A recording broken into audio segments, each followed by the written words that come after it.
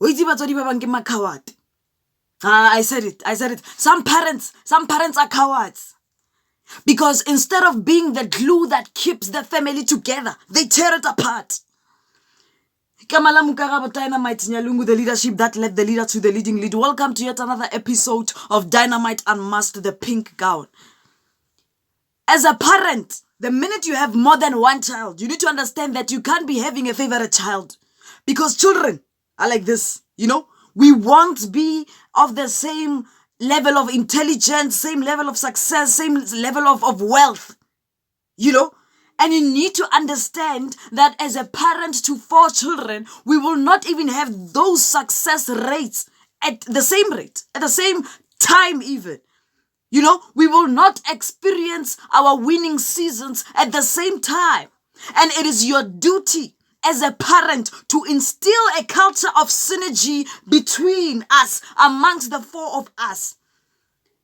You cannot wait till all of us turn 21 to start instilling cultures of helping each other. You can't. It starts when the kids are young. It starts with toys. It starts with the most basic of things. Once you fail that as a parent, you failed. You failed your family. There are parents who are their children's worst enemies.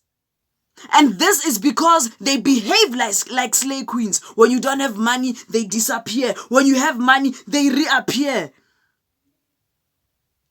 As a parent, you need to know we are different as people. Same goes to your children. Same goes for your children. And you need to be the first person to make each child feel normal. Each child feel competent. Each child feel supported. Your children cannot be fighting the world. Stop being the paraffin that perpetuates hatred in your household. You are not a parent. You are a coward. The household where the last born does not acknowledge the firstborn because the last born is in a better lifestyle, in living a better standard of life than the firstborn. And who perpetuates that? The parents in the house. There are families where, as a firstborn, I don't even have a say because I'm currently unemployed and my opinion is valid. It's invalid in parents, in house meetings, in family meetings. I'm not seen nor heard. There are families where the thirdborn knows everyone else's business because the parent does that not to help the other children, but to converse, to gossip, to laugh for that moment when the thirdborn brings her money. There are families where the siblings themselves do not even have anything that's theirs, a society or anything, because they were taught to compete, not with the world, but with each other in the household, sharing the same surname. I said it. I'm saying this because I know that grudges. Children grow up with grudges because favoritism, it's very explicit in black households. There are parents who want you pafela. And because you grew up not having this attention, the favorite child at that time was another one or napopa at that time, So because it's your turn, you don't even look to address it and tell your parents, oh mama, we reach up. Because you grew up having that longing for that attention. When it's your turn, you can't even correct your parents. But why you because instead of telling your other children, no man, your brother's not working. How about we do this and this and that? There are families where parenthood is executed excellently. Yeah. Where when one child is not working, you can't even see as an outsider that, oh, this one is unemployed, oh, this one doesn't. You can't see that. Because family by tshwara bokgaleng, as a family, they are against the world, not against each other. Mara you wonder. Why do you even call yourself a mother? You are not that. You are not that. Sometimes as children, the only thing we want it's for a parent to say, I'm proud of you. Yeah? Mara, because I don't have money. Yeah? Because I'm always being compared to the siblings in the household.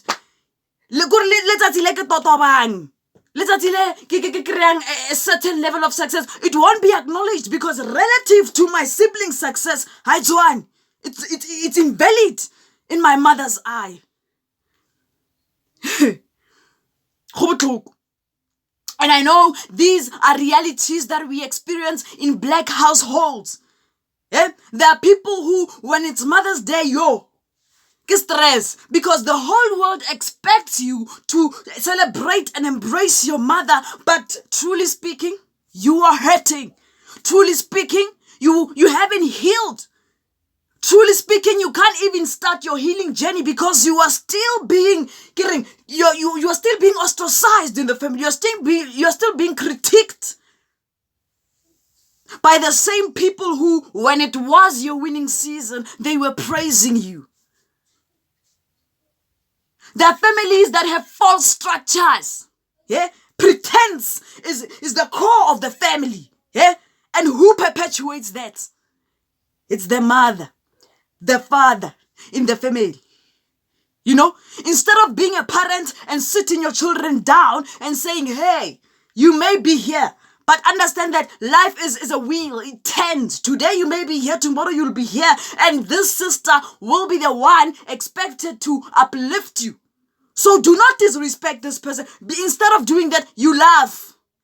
Hurrah, her marriage is falling apart. His wife is cheating on him. He's unemployed. Her children have devoted themselves to drugs. You laugh about it. In family gatherings where you meet other relatives, whenever they know what happens in your family, because it's and guess who you are with? You are with the current favorite child. Latsecha about the fellow siblings. Bana bagao. Because the generation that then getting succeed, the generation after those siblings, Baletoya. You know, sometimes we hate relatives, not even hate. Hey, that's true. We dislike relatives. We are frustrated being around certain relatives, not because they failed us, the grandchildren. No, me, you don't owe me anything. You know, I grew up being told, so and so did this by my mother. I am proudly the daughter of the black sheep in the family, and I'm owning up to it, you know. So I don't think you owe me anything as a relative. No, you don't owe me. But I'm frustrated being in your presence because I know there was a time where my mother expected you to help her, where you were in the best position to help my mother, and you didn't, you know. And maybe it started before I was born. I can't, blame you for that. You know, you've got your own. I can't blame you for that. You know, I can't blame you for choosing not to use your resources to make for the betterment of my mother's life. I can't blame you for that. What I'm angry at you for,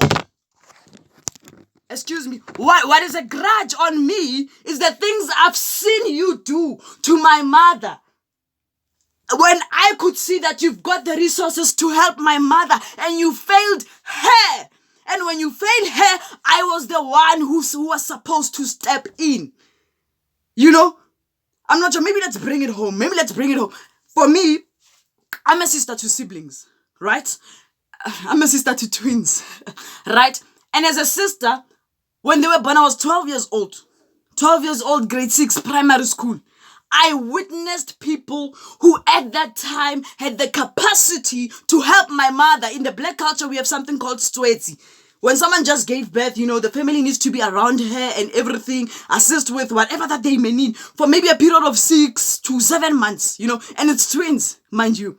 It's twins, So the people whom I'm frustrated to be in the same room with in the family are not people who have the best of lives. No, I'm not feeling like that because they failed me. No, I feel like that because they failed one person who banked on them to help her, and they didn't. And when they didn't, I had to step in. I had to give up my roles, my ropes as a teenager. I had to not live like every other teenager because I had to step in for my mother. When people who had the capacity to help gladly chose not to. So you understand that I don't hate you for the things you did to me. I hate you for the things you did to the people who believed that you could help them. The people who are very close to me, the people I care about, you had everything in your capacity to help. You chose not to.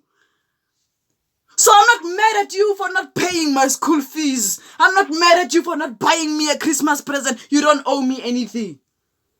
I'm mad at the fact that someone I care deeply about, they banked on you. You chose not to pull through, and I had to step in at 12 years old. Well, you can see, Sane. And when you trace it, who started? Who started the fire? It's often the parents of the household who fail to teach their children that in this life there's something called synergy. The parents who fail to instill in their children that anyone outside of you is not your family member. They cannot matter more than we. They cannot matter more than us. I've seen people who glorify husbands, who glorify girlfriends, who glorify boyfriends over their own blood sisters, over their own blood brothers. I've seen people invest in people who are out there while their family members are suffering. I've seen people go buy KFC while they eat cabbage at home. Then in family gatherings, I should smile. Yeah? In family gatherings, I should clap at me. The whole of me. I can't do that. Perhaps these are things that we need to heal from, but let's start addressing it from the head. Who started the fire? Who perpetuates this thing? It's the parents of households where there's no order. You can't expect another parent to bring order in your house. If you couldn't teach it to your child, who else should your child listen to? And you cannot blame the children because they saw it from you. They sucked it from you. And as a parent, they thought that is the way and the light and the will. Because they saw it from you, the only person who was the relevant party to instill a culture of synergism could not. So who am I to start it? Who am I to start it? They see it as normal. The abana lidikhala to shame their brother, abana lidikhala to shame their sister in public, abana lidikhala to think about the words they say in public before they expose their fellow brothers and sisters, abana lidikhala because it was perpetuated in the very same household that was supposed to instill respect in them. But what did it? Some parents are cowards. Some parents are cowards because instead of being the example, instead of being the one to call to order all other disagreements, all other gossips, all other things that may be in between their children, they perpetuate them. There are certain problems, there are certain problems that they could have been fixed by a mere conversation. But because when sibling A went to the parent to report sibling B, parent did not call them to order. Parent perpetuated the fire, abulela all the insecurities and the weaknesses of sibling B to sibling A. Instead of being the person who's gonna mediate peace, she did what? Walk at it, So instead of sibling A coming back from the mother, having had that weight shed off, having had a clear heart to go and mend the relationship with sibling B, they are instead more, they are instead more frustrated, they're instead more angered. They have more beef with their very own sibling because the very same person who was supposed to mediate failed to do her job, failed to do his job. So you realize that when someone from that family, when a sibling from that family, to fight over being successful, to fight over making it, it is not because it comes from a genuine place of wanting to be better, to be a better somebody. It comes from the frustration of not being regarded in the family, because at that point I'm not the favorite child. At that point I do not have anything worth having. At that point, because it won't be seen as something that takes me from point A to point B, because it's not a G-Wagon, because it's not a Mercedes-Benz Classic, whatever. It's not a Mustang, but they do the same job. Yeah? They both take us to a function. Yeah? And sometimes, Rena as we refuse help from certain relatives. And it's not because Raipona. It's because we know after helping me, the rest of the family relatives will know, Hurwena, on this day, you bought me bread, you bought me butter. So what's their use? If you're gonna help me today, and the whole village will know, now at this day at my house, there was no electricity, you had to come through. Leave it. If I'm gonna be at a family function where the week before you gave me some clothes, and I get there, they ask me, they don't say, which shop did you buy this at? No, they ask me, who gave you that? Because they already expect, I cannot step into a store and buy something for myself. It must have been given to me by someone else. Who perpetuates that? Who started the fire? Who started the fire? And Hashem, if I'm civil with you in a family gathering, if I can talk to you, don't think me forgiving you takes away the pain and the impact it had in my life. Me being civil with you does not mean I cannot tell my story the way I want to. Me being civil with you does not mean I need to tiptoe and sugarcoat the truth. I am the one who was the recipient of your treatment. You cannot dictate how I should react to it. You cannot dictate how I should tell my story. I'm not gonna alter part of my story to suit your cochlairs. Ngastomi. So yes, as much as I too with this may be fueling a certain fire somewhere, it's not because I'm bitter, I'm not civil with you. I am very civil. It's not because I'm very angry at you. I'm not. I'm angry at what you did and how it made me feel. And in me conscientizing other people, I need to be very real with them. And in me telling people certain parts of my truth, certain parts of my story, I'm not gonna alter certain parts because it's gonna offend you. I'm not gonna do that. If you think, if the shoe fits, let it. If the shoe fits, let it. Because there's no way I'm gonna worship you with my truth, my story. There are people who've never received social grant. They cannot tell recipients of social grants how to behave because the realities that face us are not the same. You grew up at G-Wagon. I had to walk. You understand? So our realities are not the same. Do not be quick to dismiss my realities because you and I once had a conversation and we forgave each other. I'm not a coward. I'm a speaker of the truth. I'm a speaker of my mind. Shall it happen for me to be presented with a platform to share that story? Don't think I will massage your ears. Don't think I'll have a message that's going to tiptoe around your ossicles because you and I had a conversation. Your conversation does not take away my faced reality. Your conversation does not alter in any way the experiences I've had because of your absence, because of your arrogance, because of your insults, because of everything else that you've done in the period where I needed you most.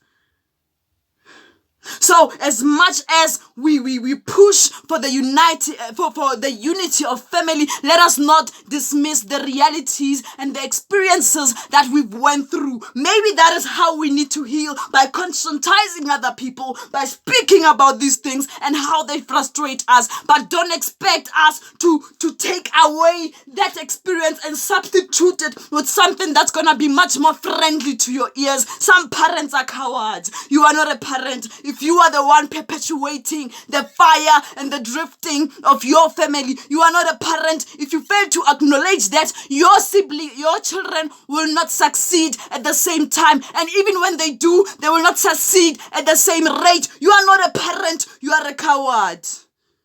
Skajisa team.